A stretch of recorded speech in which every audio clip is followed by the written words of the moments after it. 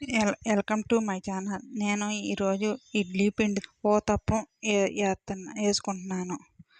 ముందు కొద్దిగా ఇడ్లీ పిండి తీసుకోవాలి.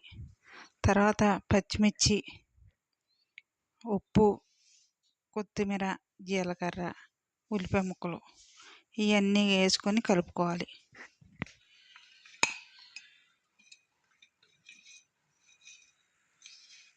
బాగా కలుపుకోవాలి. ఇలాగ బాగా కలుపుకొని పొయ్యి మీద పెనం పెట్టుకొని ఆయిల్ వేసుకోవాలి. ఒక 2 స్పూన్లు ఆయిల్ వేసుకోవాలి. ఆయిల్ కాగాక అట్టే దెబ్బ రొట్టె కింద వేసేసుకోవాలి. అట్టు కింద